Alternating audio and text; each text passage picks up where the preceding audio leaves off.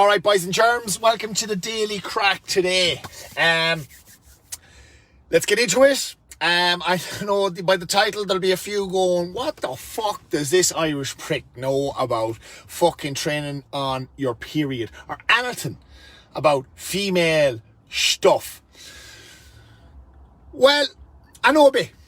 I don't know it all, but I know a bit. So usual crack, if you're listening to this now, fucking hashtag live in the comments. If you're watching this later on and you're watching the replay, hashtag you're watching the replay. Hashtag replay.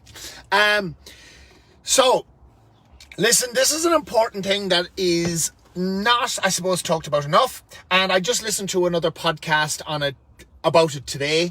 And I think it's very, very important for anyone or for girls to understand that there are certain times in their cycle that are better to train, and there's times that are better to back off and to plan your training around your cycle.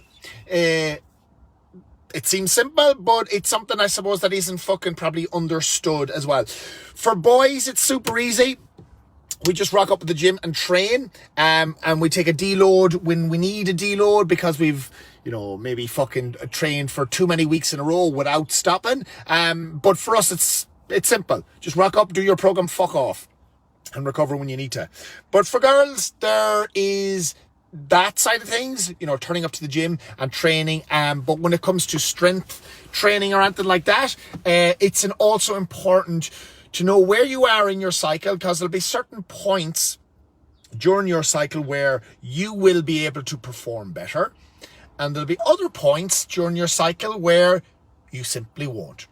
Okay, so without going into too much fucking science or detail, because I'm not going to do that, there's no need to do that. I'm going to say, first of all, this is very similar to what I would say to people that I'm doing their macros or their calorie target for them. Everyone's an individual. And females, you're all individuals when it comes to your period as well. It's not always at the same time every month. Some cycles can last for, can happen every 21 days, up to every 35 days. For some girls, their cycle the period itself will last for 2 days. For others, it will last for 7 days. So, there is no one size fits all, exactly like nutrition. So what needs to happen if you are a girl that's serious about your training and is serious about, wanting to get performance results, aesthetic results, you have to add in tracking your menstrual cycle, as well as tracking your weightlifting, as well as tracking your food. It's as simple as that. Now, let's go back to what's happening. You have the follicular phase, the luteal phase, and you have menstruation of the period.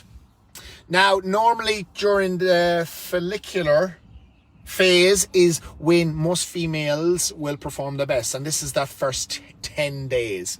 Then you have the luteal phase, where between the follicular and the luteal phase, you have this spike in hormones where you have more testosterone, more estrogen, and that would be kind of the period of where you can fucking be a savage in the gym, in theory.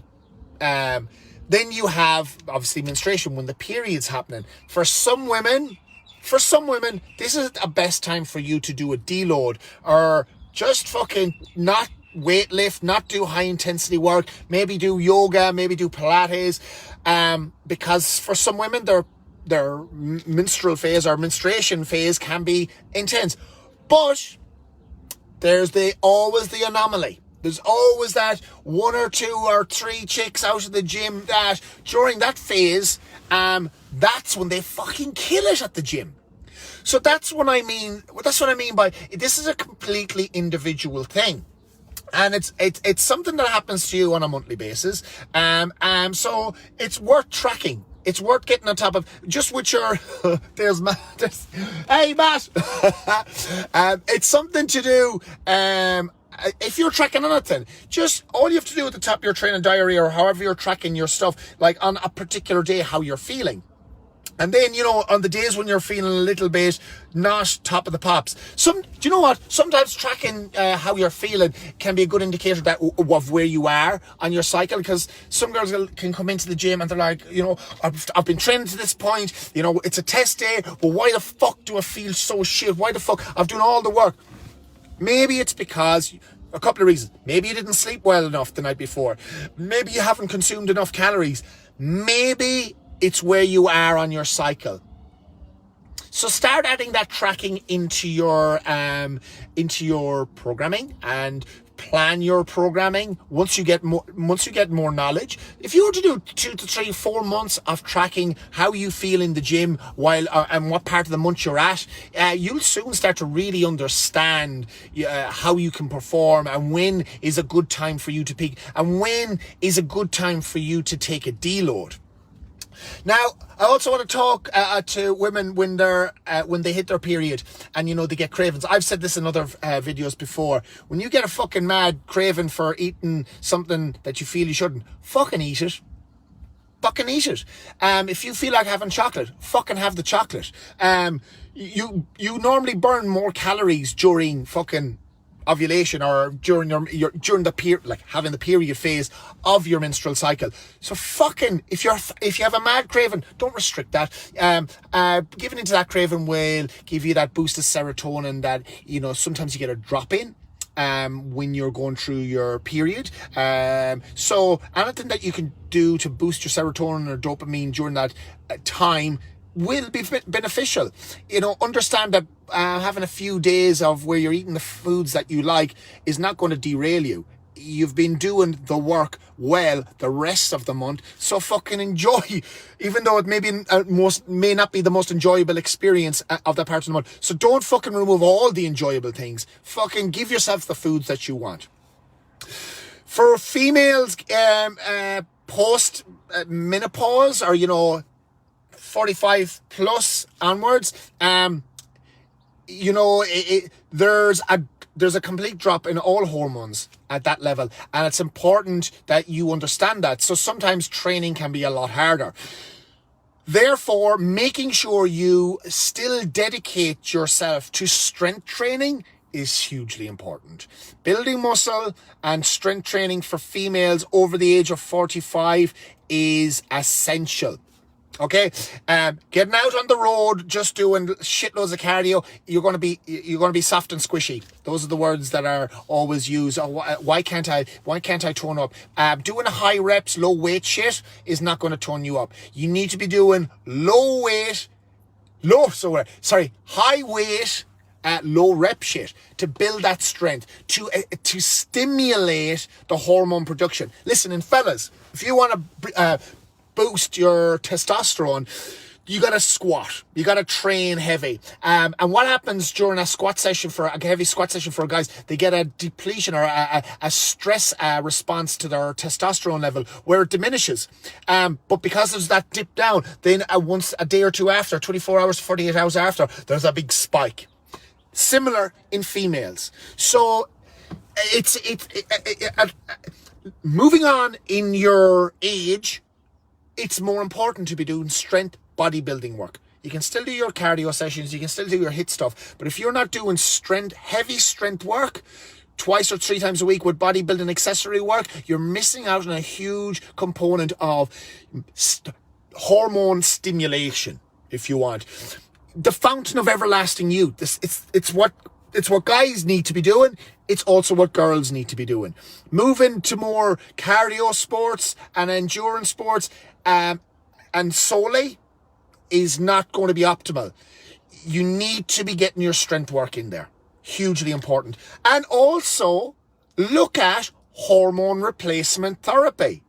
This is something that isn't spoke about enough, and I see some women going through menopause and fucking suffering ridiculously from night sweats, cravings, mood swings, all of this shit that can be easily solved with some hormone replacement therapy. The fucking gym and nutrition can't sort everything out. And if you are one of these women that does suffer ridiculously, you have to sleep on the tiles in the kitchen just to cool down, you should seek out hormone replacement therapy or seek out help with that, which would be through your GP, your gynecologist, whoever it is that you have worked with before, and maybe have a little bit of a research on hormone replacement therapy for you in the future. There's a stigma attached to it, just like men do in testosterone. It's out there. It's an aid. It's something that should be used. Why suffer? Why fucking suffer?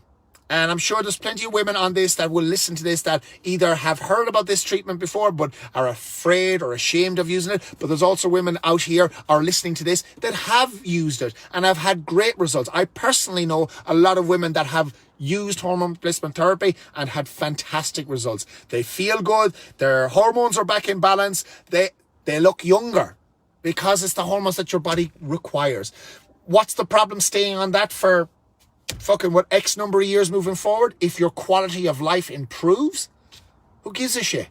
It's about you enjoying yourself, not fucking suffering through this shit. So don't be at it.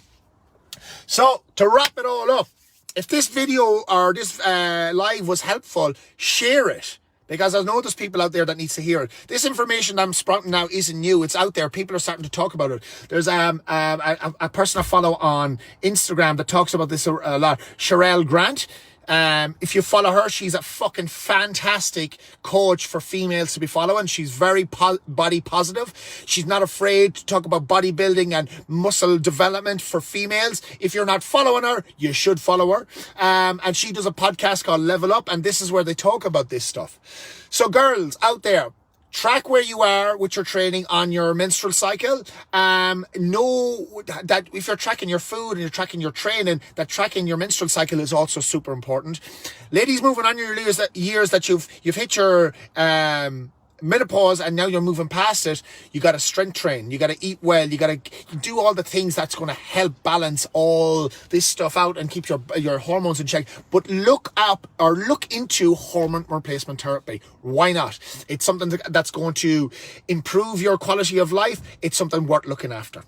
All right, boys and germs, that's the daily crack for today.